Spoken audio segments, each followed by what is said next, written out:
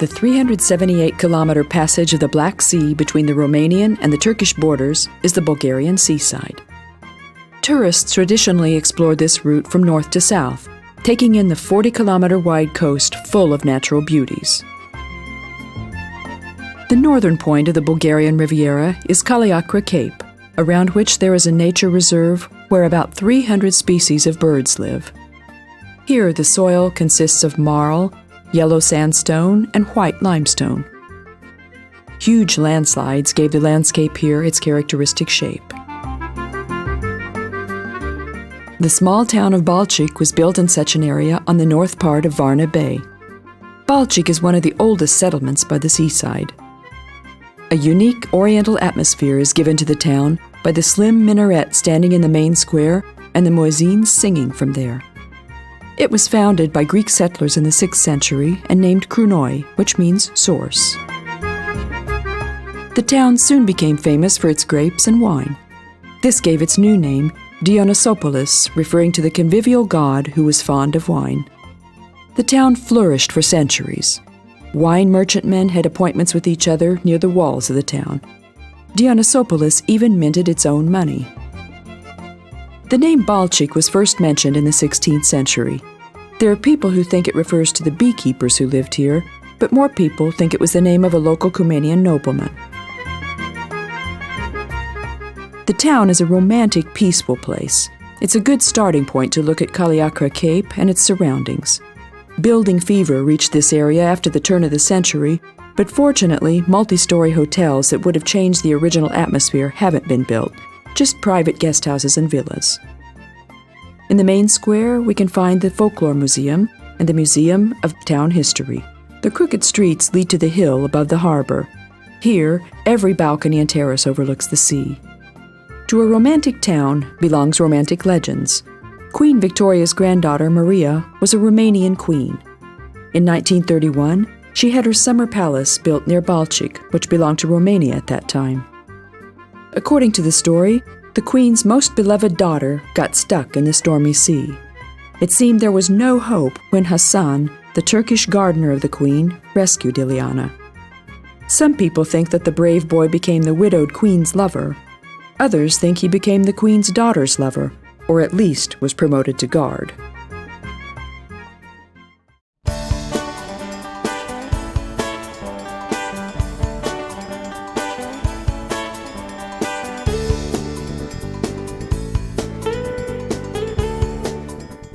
Leaving Tuzlata, which is famous for its medicinal bath, we reach Albena, which during the Socialist era was the Bulgarian capital of sports and a popular resort. While hotels like Sunny Beach or Golden Sand became the targets of modern Western investors, Albena preserves its hotels built in the 1960s, which were thought to be modern at that time. The town is filled with the charm of socialist realism, which may make it attractive in these times of retro fashion. Crowds of people travel to China to see what can't be seen anywhere else, that is, to see the decadent stronghold of socialism. Bulgaria can also give such a feeling, if not everywhere in the country. Seeing the quick improvement of Varna or Obzor and Pomorje, there's no doubt that in a decade, uniform hotels of well-known hotel chains will cover the coasts of Albena. But today, only such strange concrete buildings can be found here as we could find 30 or 40 years ago from Sochi to Šiafolk.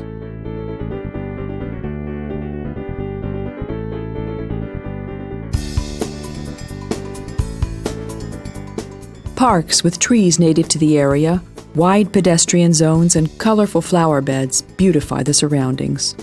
Along the promenades, there are restaurants, shops, and pavilions.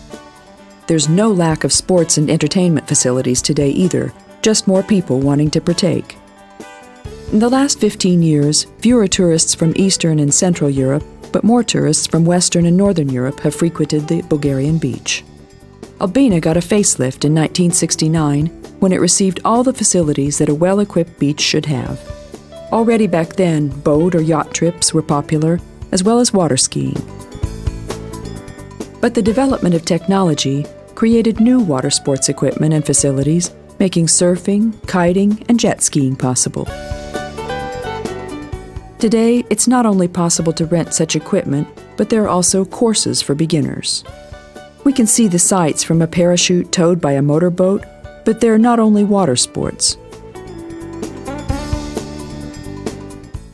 Expoza Riding Club is the biggest riding hall in the area, but vacationers can also play tennis, squash, and volleyball, as well as trying their hand at archery or mini-golf. Those who like spending their holiday less actively can also do a lot of things besides just lying on the beach. In bigger hotels, they can choose from thalassotherapy, fizzy medicinal baths, aromatherapy, Turkish bath and massage, and of course, there are swimming pools with fresh water and slides.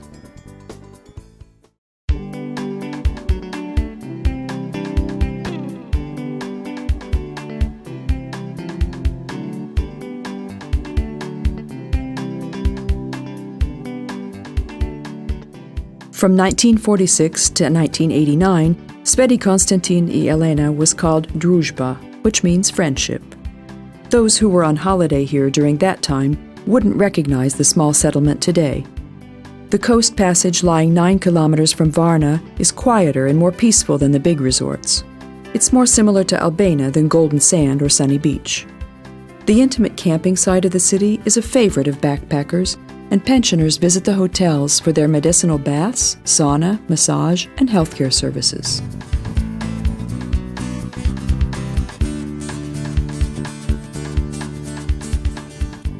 The symbol of the resort is the old-style sailing ship, which was built on the terrace of one of the hotels and is used as a restaurant. From its deck or the surfaces under it, we can see a long sandy beach with colorful beach umbrellas. Sunbathers abound and move about like ants on an anthill. The scent of suntan lotion mingles with the scent of the salty marine air and the resinous scent of pine trees and evergreens, which can be found everywhere. We can hear wisps of music, waves, distant laughter, and cheerful shrieks, which create a quintessential beach atmosphere.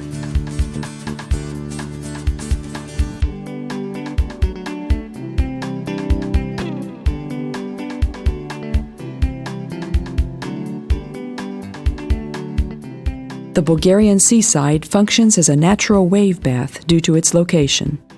Swimmers don't have much time to puzzle over whether to go to the sea, as they're immediately covered by a wave.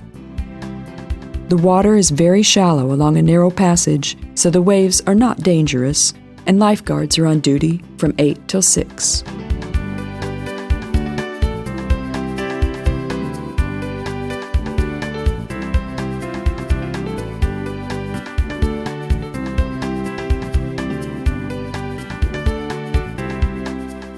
Hotels, shops, and restaurants are located in parks with flowers. Among them, we can find the small 13th century church, Sveti Constantine I Elena, after which the town was named. On the smoky beamed walls of the church, stern-faced icons in the candlelight remind us of the past. The former monastery is today Sedemte Odai restaurant, which was named after its 7 rooms. After spending the day on the beach, it's worth getting acquainted with the flavors of the Bulgarian cuisine. For a quick snack while sunbathing, it's worth it to try the pastry pockets called burek, available with several kinds of stuffing, and the refreshing kiselo mleko, a soured milk product which is a national food here. Of course, we can find the usual fast food restaurants along the lines of shops.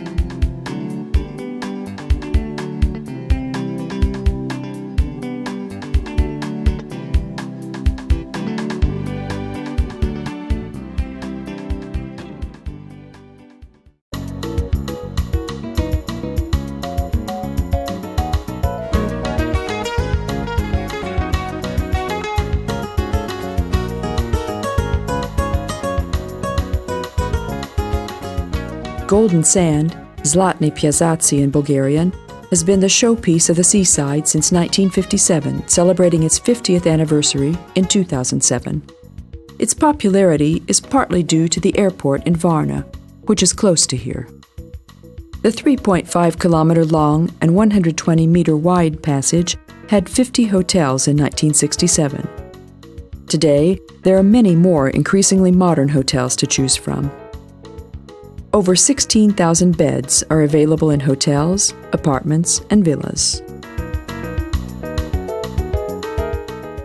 The sloping hills, covered by forests, reach all the way down to the sandy beach. The hills and the surroundings, besides giving a beautiful view, protect the beach from the cool winds.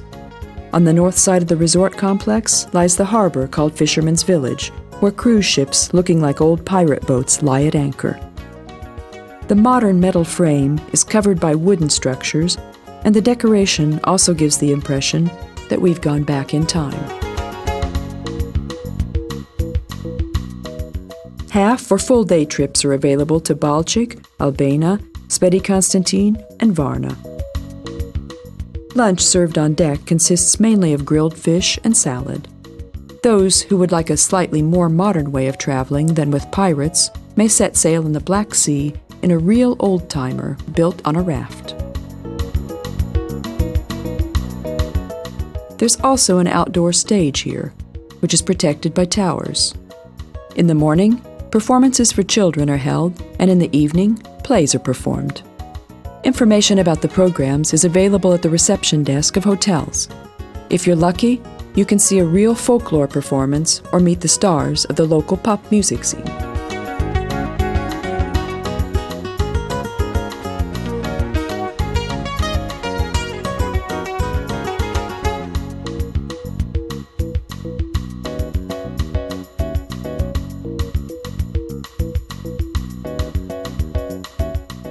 The most sought-after specialty of the restaurant of Fisherman's Village is pig roasted on a spit. The device that rotates the skewer is driven by water power. Cooking on an open fire outside and dishes made over a grill or a spit have always been a big tradition all over the Balkan area.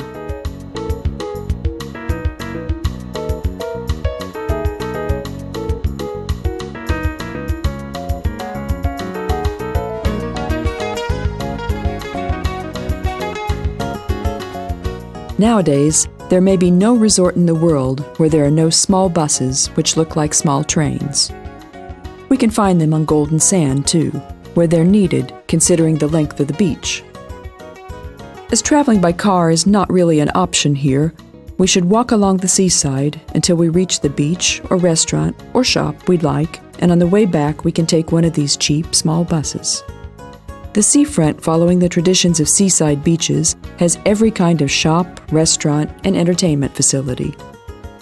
Some grocery stores are open even at night, and none of them close before 11 p.m.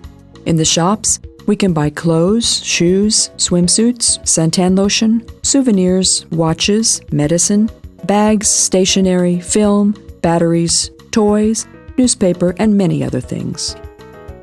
The snack bars also offer a great variety. Choose from a selection of donuts, pancakes, corn, fruit salad, hamburgers, gyros, pizza, sandwiches, hot dogs, and ice cream. In the restaurants, we can choose from traditional Bulgarian dishes, as well as Chinese, Italian, Mexican, Russian, and other international dishes. We can have photographs taken of ourselves in various costumes, attend dance or surfing courses, and hire a boat.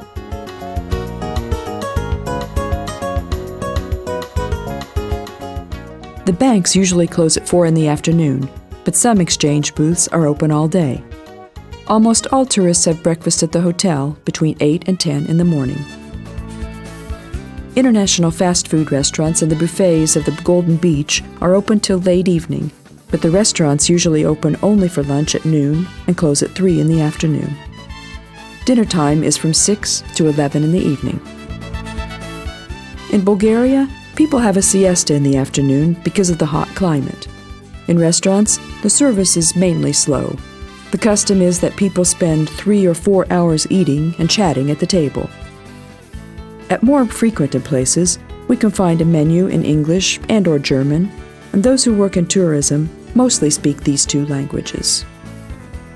Those who've ever learnt Russian can use their knowledge here, at least reading the text written in Cyrillic letters.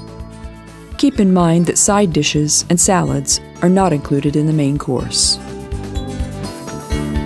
In hot weather, it's easy to get accustomed to cold soup, like tarator, which is a kind of cucumber soup made with yogurt and seasoned with garlic and dill. What tapas is in Spain and sakuski in Russia, in Bulgaria, meza is served, which is a kind of mixed appetizer, preparing the stomach for heavier dishes. Bulgaria is a cheap country compared to Western Europe. The most expensive places are the restaurants on Sunny Beach and Golden Sand. The cuisine is international here. In the smaller settlements, we can have not only cheaper, but also more authentic dishes. If we want to drink to somebody's health with a glass full of slivova, mastika, or rakia, we can do it by exclaiming, "Na zdrave."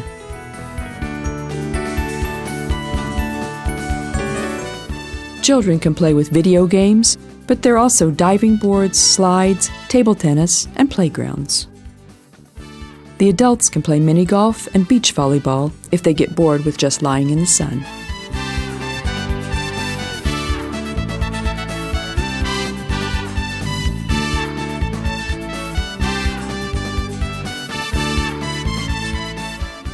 If we should find the sea cold, which is not very likely from June to September, or if we want to swim in fresh water, we can use the pools of the hotels.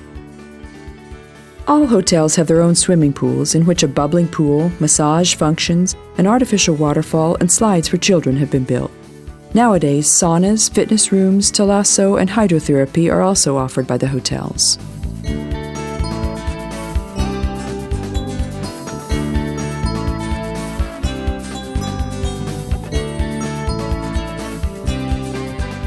At several points on the Bulgarian seaside, we can find beautiful old sailing ships. Some of them still ride the waves, but others lie at anchor. On Golden Sand, there's a beautiful clipper which has been converted into a restaurant. It's a great backdrop for a snapshot. In front of Golden Dreams, you can have your picture taken with big parrots that would have been the pride and joy for any old pirate. The majority of the hotels on Golden Sand belong to big international hotel chains, most of them providing the service you would expect of a 4-star hotel. Cheaper, smaller hotels can be found in Albena, Constantine, or the region of the developing Obzor and Pomoria.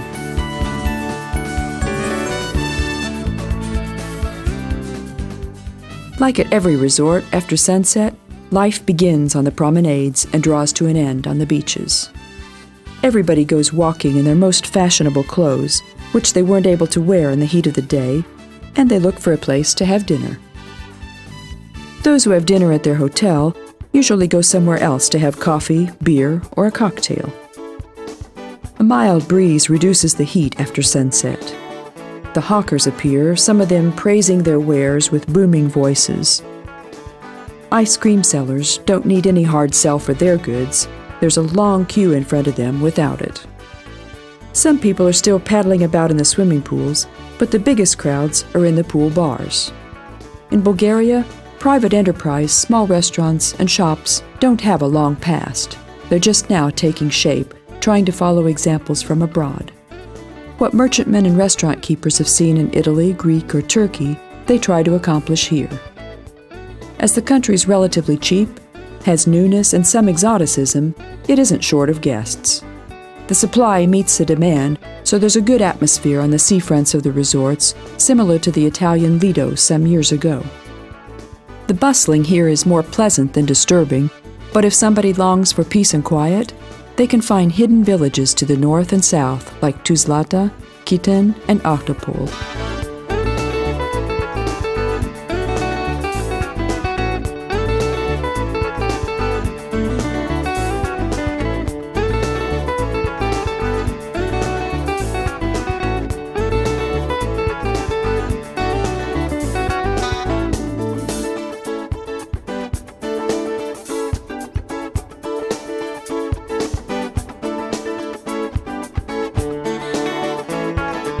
There's music, and at some places, girls in bikinis dance on the bar.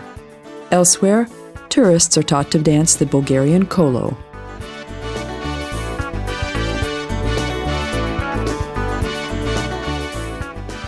The famous Bulgarian dance on glowing embers is a kind of tourist attraction today. It used to be organized on the day of Constantine and Elena, and it was purported to have magic effects.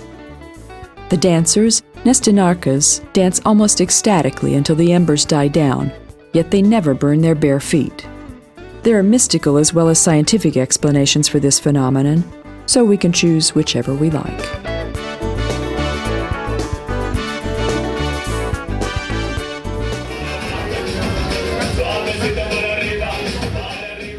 The rhythms of the local folk music fuse with the international pop music and the din of the crowd.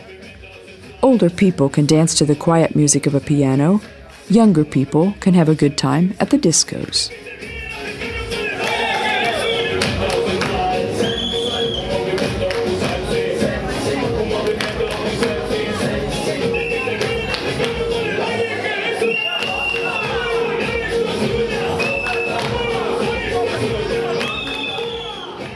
A light show advertises Luna Park, where there's something for everybody, with bumper shows, roller coaster, merry-go-round, and a Ferris wheel.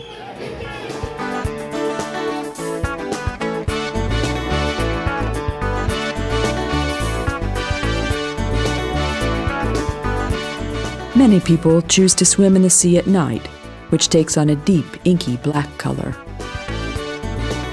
Recently, a casino in Las Vegas style has opened, complete with variety and other shows.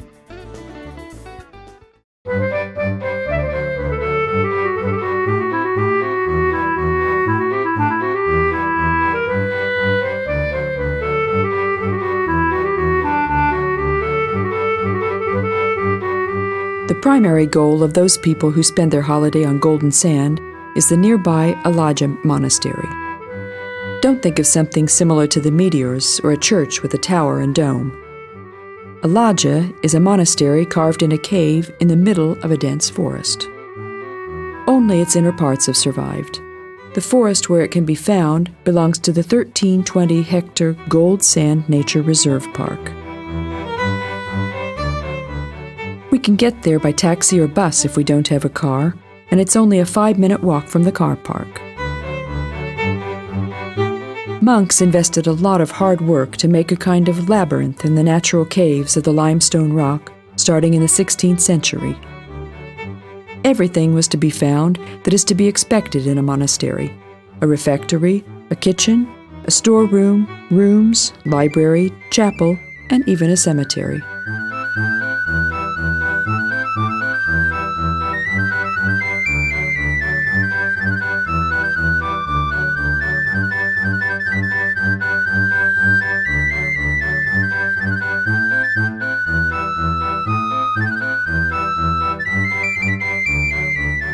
We can approach the cave safely on the metal stairs and wooden pavement built during the excavation. Carved in the cliff in front of the caves, a rock church used to stand. Although the exact time is unknown, the church collapsed due to an earthquake or landslide, and since then what is left of the monastery has seemed like a cutaway view.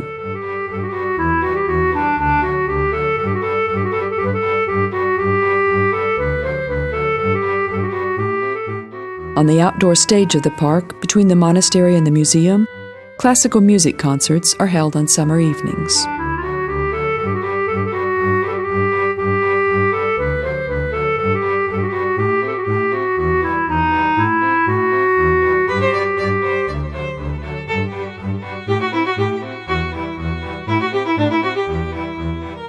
Walking around the area, we can see even more hermit caves, but the majestic forest itself, full of birdsong and serenity, is an experience in itself.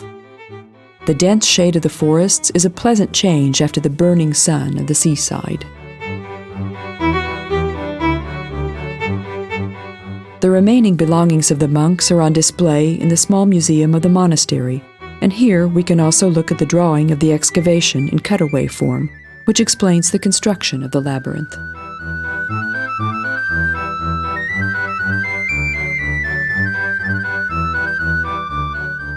Besides the mosaics, icons, and articles for personal use, we can get to know the process of the excavation too.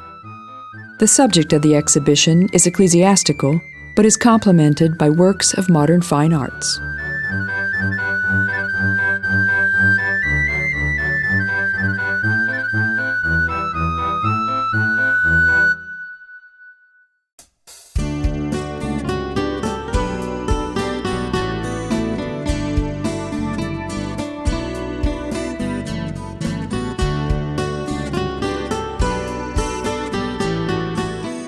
The Bulgarian Riviera is divided into 3 almost equally long parts by 2 bays.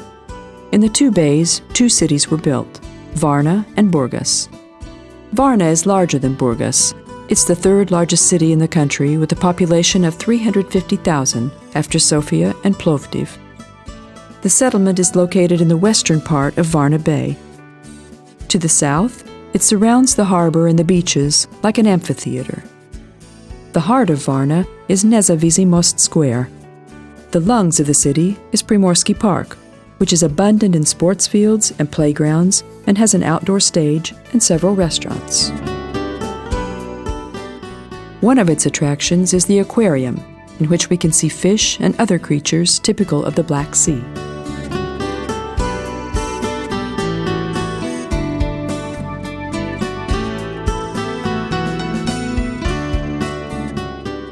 In the south part of the park, the Museum of Naval and Military Technology can be found, which was founded in 1923. The torpedo boat called Drajki is the local people's pride. It torpedoed the most modern cruisers of the Turkish fleet in 1912. In the museum, uniforms, ship models, and nautical devices are on display, while in the yard, helicopters, cannons, tanks, submarines, combat planes, and other vehicles can be seen. The former lighthouse of the harbor can also be found here.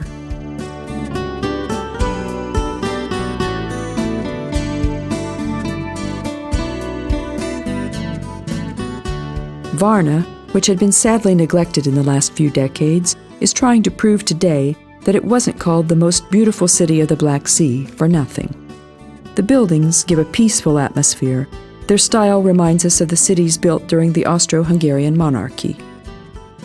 Within the large-scale project aimed at improving tourism, about 100 historical houses have been renovated. One of these is Opera de Varna, which is the 2nd biggest opera house in Bulgaria. Nearby, the building of the Theatre of Drama and the clock tower can be found. The pedestrian zones crossing Nesebar Square are flanked with fast food restaurants, ice cream sellers, internet cafes, money exchanges, and tourist information offices.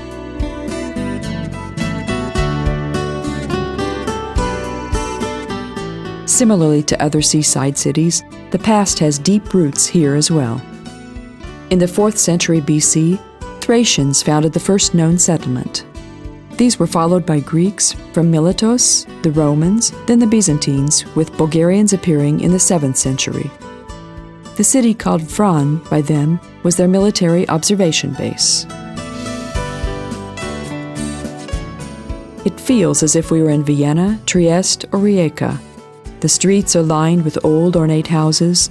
We can see modern buildings only here and there. Shops and restaurants are found on the lower levels, and in the squares there are fountains. There are a lot of open terraces which can have guests almost all year round. After joining the European Union, multinational companies also appeared, and this meant more money to renovate the monuments. In the city center, the first shopping center of Varna was built.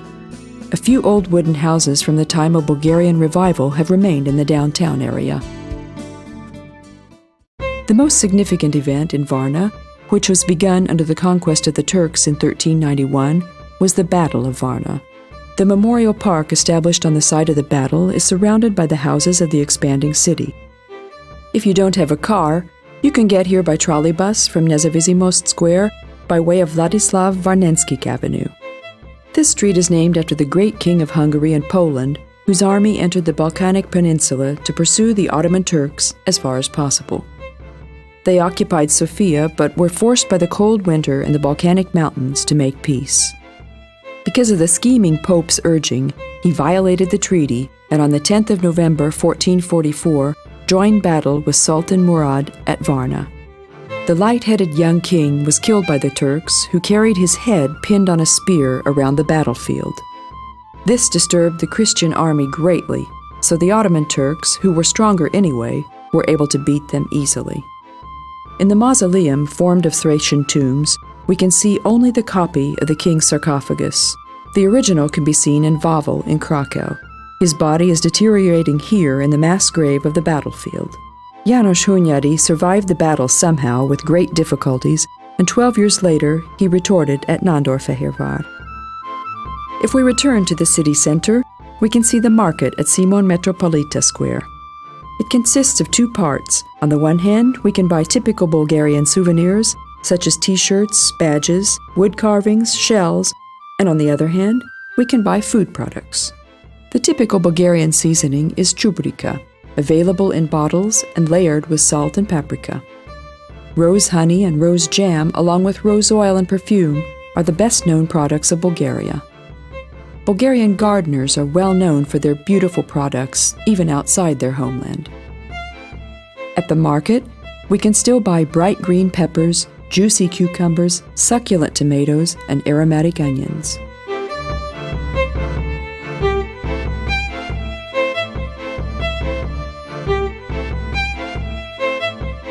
These are the ingredients of a national dish called sopska salad, and it is rounded out with a sheep's cheese called sirene. The salad is very similar to horiatiki, the Greeks' farmer's salad, and like there, rice stuffed into grape leaves is also served here as a starter. 500 meters from the seaside towards the north, the ruins of Roman baths have been discovered. Not far from here, in Krum Khan Street, Roman thermal baths can be found, the third largest ones in Europe. This is the most important archaeological attraction of the city. The 7,000 square meter area used to be located in the former main square of Odessos, and that is the name the Greeks living here used for the settlements. In the 2nd century BC, a bath was built which represented Roman lifestyle for 2 centuries until the Goths destroyed it. Emperor Justinianus had it restored, and later the Bulgarian Asparuch ruled from here. In the gorgeous bath, there used to be a tepidarium, coldarium, and frigidarium, which meant the visitors enjoyed any combination of lukewarm, hot, and cold waters.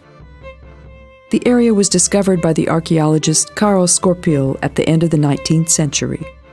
Legend has it that the Holy Roman Emperor Theodosius II and the Hungarian King Attila the Hun signed the peace treaty here, in which the emperor committed himself to pay taxes.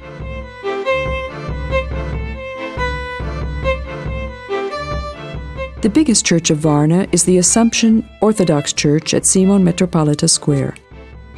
The Neo-Byzantine building, with its many domes, was built at the end of the 19th century. Of special interest are the 3 altars devoted to St. Nicholas, Alexander Nevsky, and the Virgin Mary.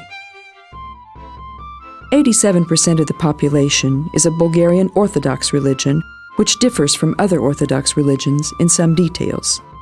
Differences in opinion between Eastern and Western Christianity existed during the Eastern Roman Empire, but they grew more pointed, and the result was their separation in 1054. Orthodox churches don't acknowledge the Pope's supremacy, and they don't have a united leader like the Pope, nor do they acknowledge the dogmas of the Roman Catholics. But they do allow the use of the native tongue in the liturgy. Their religion spread all over the Balkans, but there are differences in dogmas and ceremonies in the particular countries.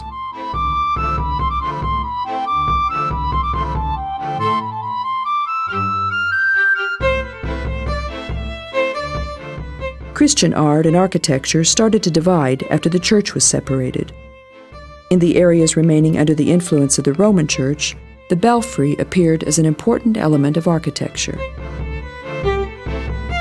An essential part of Orthodox churches became the dome, due to the Eastern influence.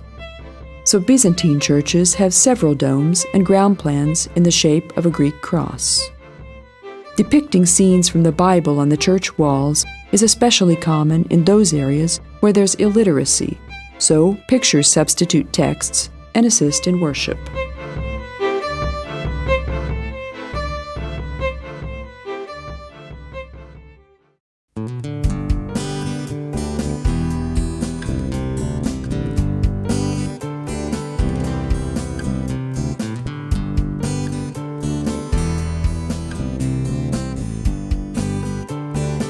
On the way to the south from Varna, it's worth mentioning Kamtsia and Obzor, both of which are developing resorts with countless hotels under construction.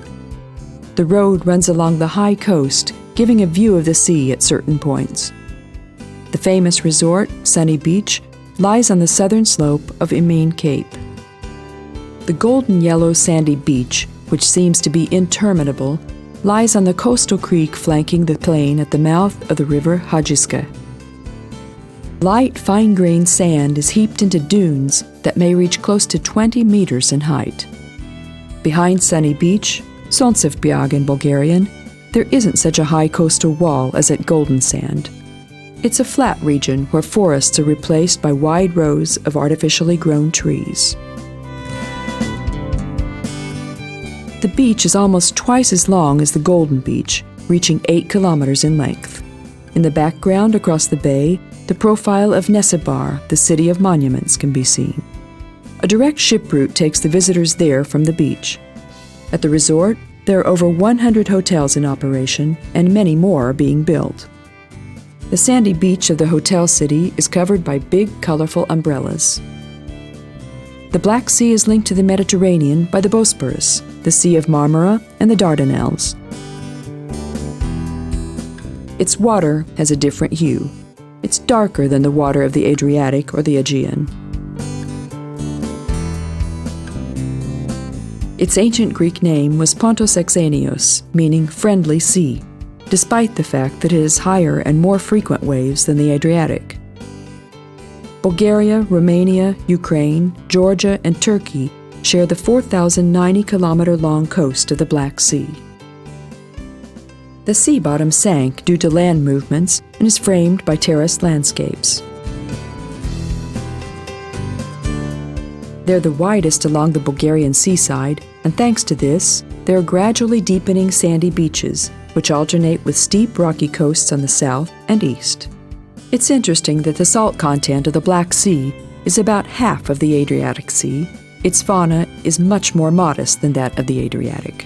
The hotels have built imaginative private beaches, which are less crowded than the other beaches.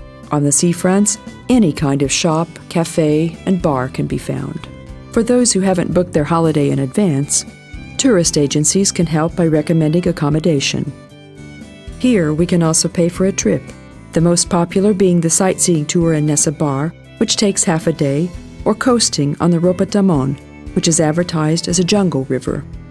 The trip to the famous monastery in Rila takes a whole day, while the trip to Istanbul, which is 150 kilometers from here, takes 2 days by bus. The visa of those who visit Istanbul is arranged by the travel agency, while those who travel by car or independent travelers can buy it at the border. Keep in mind that we can't cross the border in a car rented in Bulgaria. It's just as fashionable to take a photograph here as anywhere else in Bulgaria. We can hold a giant lizard or baby crocodile, and we can put a python around our neck, or we can have a photo taken on a camel among the dunes to send to the folks at home.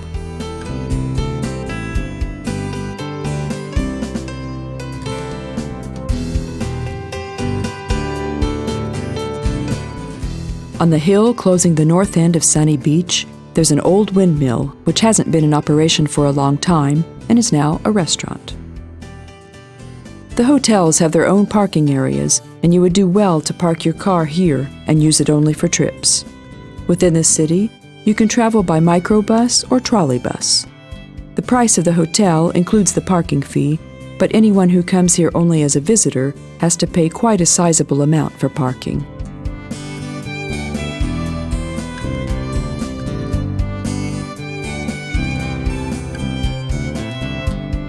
The first known inhabitants of the land of Bulgaria were the Thracians, who were of Indo-European origin and appeared about 40 centuries ago. Thracians, who were involved in agriculture and animal breeding, knew several crafts as well. They made their weapons and tools of iron and bronze, and their jewels of gold. As they didn't have their own writing, only some fragments of their language remained. They were polytheists and believed in life after death, burying their dead with food, weapons, and such devices they might need in the afterlife. Their tombs can be found by the hundreds in Bulgaria, where they've been excavated by archaeologists, and the relics found in them have been scientifically evaluated.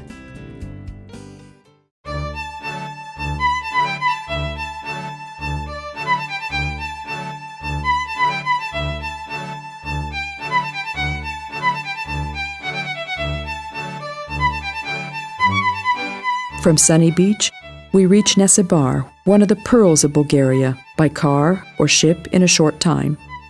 The ancient Mesembria has been a museum town since 1944 and a part of the UNESCO World Heritage.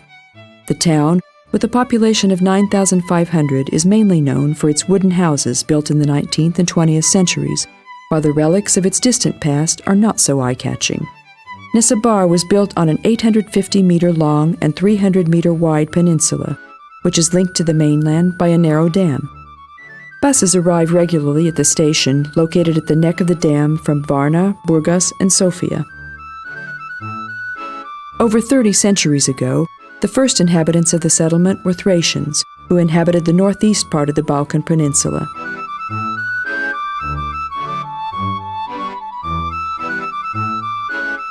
Judging from the Thracian and Scythian motifs on the archaeological relics, there was a bigger Thracian influence here than the other cities of the seaside. The craftsmen of Mesembria made the weapons and helmets for the neighboring Thracian tribes. They dealt mainly with the Greeks, but their ships traveled all over the Black Sea, even to Egypt. In the 6th century BC, Doric settlers arrived to the peninsula, which was easy to protect. The town kept its Doric complexion even during the Roman reign, contrary to the two Ionic settlements, Odessus, which is Varna today, and Apollonia, which is Sozopol today, which became Roman. Mesembria rode out the conquest quite well, but its commercial importance declined. This can be accounted for by the commercial connections with the Byzantine Empire, because it was much closer than the capital city, Rome. From the 5th century, Mesembria was an episcopal seat surrounded by strong walls, and its first Christian churches were built during this time. Emperor Justinianus left with his army against the Bulgarian Khan from here. From the 10th century, the town lived its everyday life, sometimes under the reign of the Byzantines and sometimes under Bulgaria. Rich merchantmen lived in the strong and populous town in the time of Tsar Ivan Alexander. They made it the town of 70 churches, although they did it to show their wealth rather than for the sake of their spiritual bliss. In the 15th century, the foraged, emptied coast had been conquered by the Turks, and the peninsula was in an exceptional situation. A Turkish traveler, Evliya Çelebi, writes, "The small but totally intact, fortified town is inhabited mainly by Greek people. It's abundant in vineyards and fruit gardens. Its main products are grapes, wine, and salt. In the harbor, many kinds of fish are sold." None of the Christian churches was converted into a mosque. The destruction of the town happened later, in the 18th century, when the front of the Russian-Turkish War encroached upon them. Local people talk about 40 churches, but only 10 of them are intact, the others but ruins. The most significant ones are the Church of the Almighty and the Church of St. John the Baptist. Both were built during the early phase of Byzantine architecture. The floor plan of both buildings takes the shape of a Greek cross, and the exteriors are ornamented by blind arches with brick patterns. On the ruins of the basilica located on Mitropoliska Street, we can also study the features of Byzantine architecture through the remnants, which retain much of the simplicity of ancient Christianity. The 25-meter-long, three-aisled basilica is the oldest church of the town. More and more people come here to escape from the marauding Karjalis. In this way, the population of Nesebar replenished, and the town, once consisting of spacious merchant houses with large courtyards, became a crowded eastern town with meandering streets. It was the world of fishermen, tradesmen, and vineyard owners, living their patriarchal life. In 1885, Nesebar also became part of the Bulgarian Principality. Between 1885 and 1905, houses upholding characteristic Greek traditions were built by fusing the elements of Greek architecture of the Black Sea region and those of the Bulgarian Revival. These houses are present-day monuments.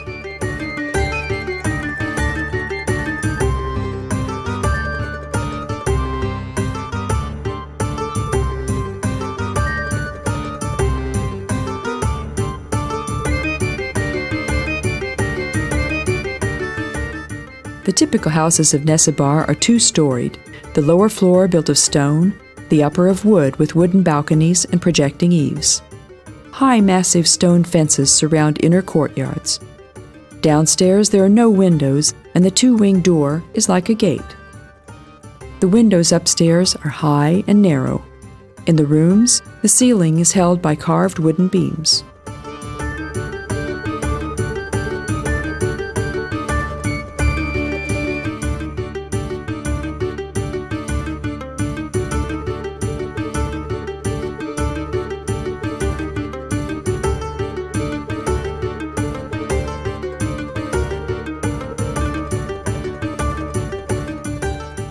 We can look back at the hotels and beaches of Sunny Beach from the terraces of the restaurants built in the old city wall.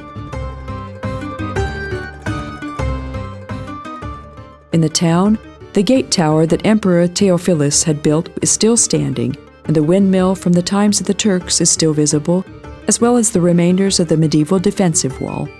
The narrow passage connecting the mainland with the town is protected from the sea by a low concrete wall. In the past, the middle of the dam was closed by a wall, and in it was a gate, which was protected by the tower.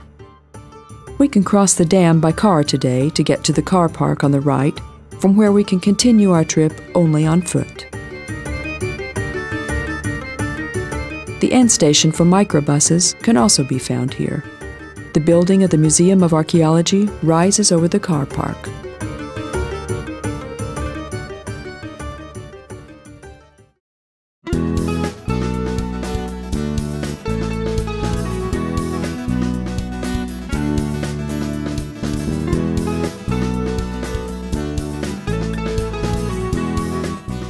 The center of the southern coast is Burgas, with a population of 210,000.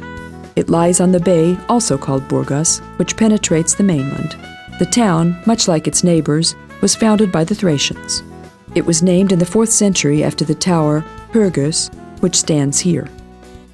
The town lived in the shadow of Sozopol, Pomoria, and Nessebar until the end of the 19th century. After the destruction of the Roman settlement, it was an unimportant fishing village for centuries.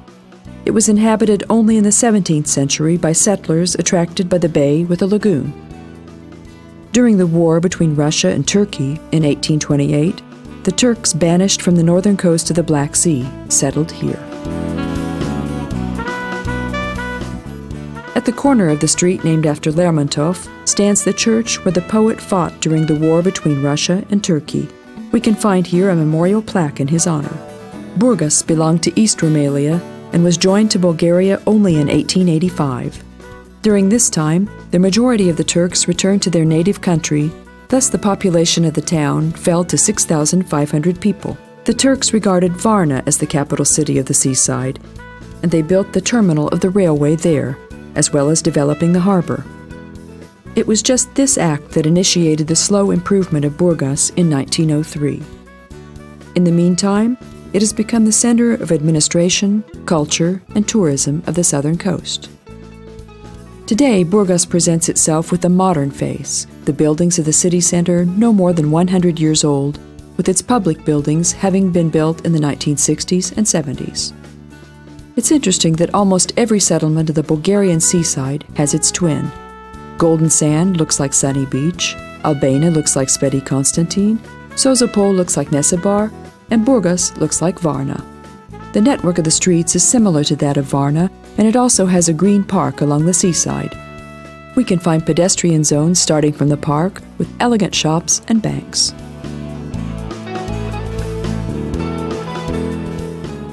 Burgas also has an opera house, as well as 3 museums, a museum of archaeology, ethnography, and natural science. The main street is the Straight Alexandrovska, which leads from the bus station to the university, with several high-rise hotels to be found along the way.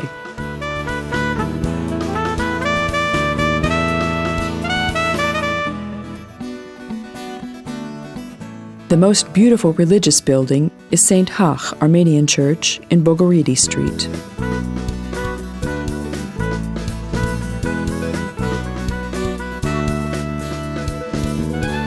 In Eastern Orthodox countries, it's the custom that an obituary notice with a photograph of the deceased is put on the wall of the church, thus giving those who only know the person's face, but not their name, the opportunity to pay their respects.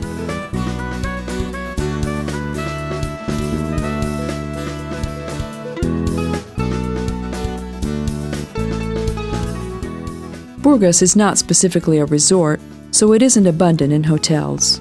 The best rooms are available at the Hotel Mirza and the Hotel Bulgaria in the city center. From the beautiful railway station built in the 19th century, there are trains chiefly to Plovdiv and Sofia. We can reach the cities of the Seaside and Istanbul by bus from the bus station opposite the railway station. Sozopol, Nesebar, and Sunny Beach are 50 minutes from here. Varna is a 2-hour journey. The capital city is almost twice as far. The Marine Park of Burgas is a favorite place to take a stroll and relax. The International Folklore Festival, the Water Music Festival of Burgas, and the Flower Exhibition are organized on the stage of the Summer Theater set up here.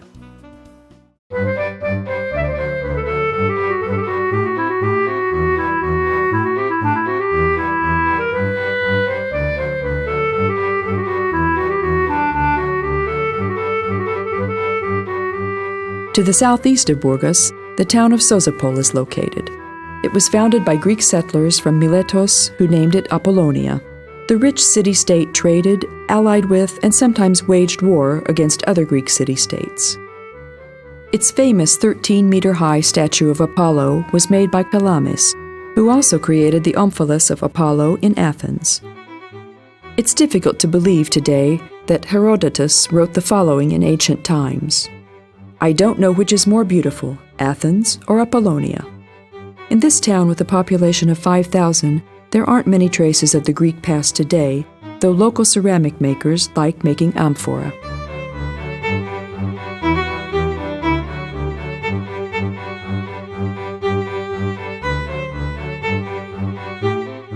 It's a charming custom that potters working in the streets teach interested children the secrets of the potter's wheel.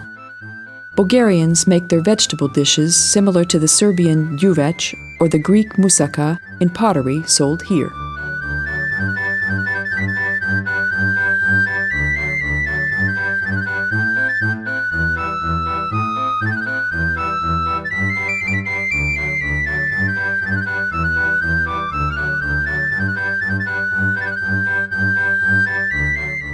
Apollonia was invaded by Marcus Lucullus's Roman legions, changing the name to Sozopolis, meaning the city of excuse.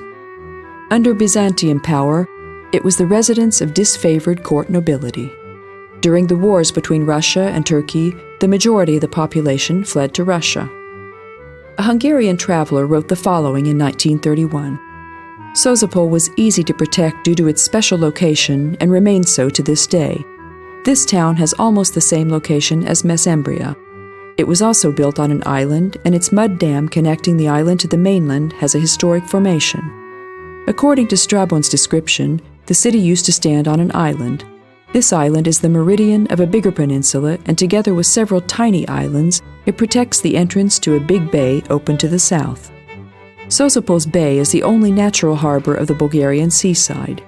The blue water of the bay, the rocky shore with chasms, and the tiny islands give a nice, varied picture similar to that of Italy. The inhabitants of the town deal with fishing, growing grapes, and trade today as they did in the past. Sozopol can be divided into two parts, a new town on the south and an old town on the north. Its narrow, meandering streets and houses with wooden upper floors make it similar to Nessebar. But this town is more unspoiled, original, and has more atmosphere. There are fewer shops, fewer sellers, and less advertisements, and the crowd is smaller. 180 of the buildings stand under the protection of the Ministry of Culture, and the people living here do everything to preserve their traditions. Only the foundation has remained from the Byzantine basilica opposite Nessebar.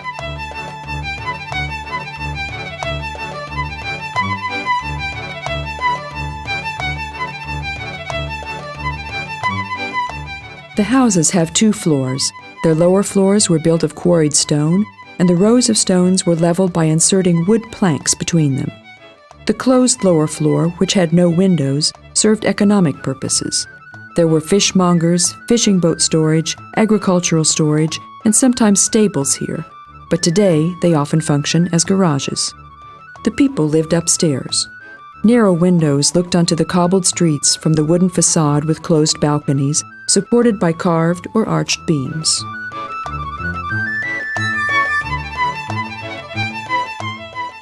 Anyone who would like to get to know the country, visit cities and monuments, or hike should visit Bulgaria in May or September, because the weather's very pleasant during these months. It's not too hot.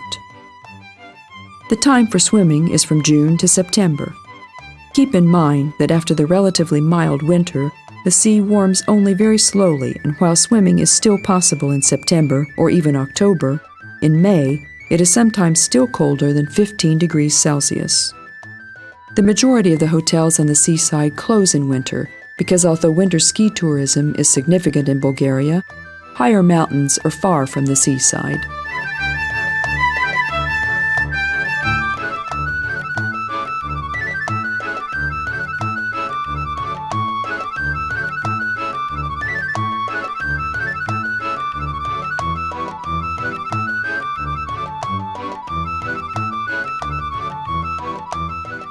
It's obvious that the people who live in Sozopol today like their town, as a carved stone tablet says, "Hic habitat felicitas," which means happiness lives here. More and more young people settle down here. Their brand new houses follow the tradition.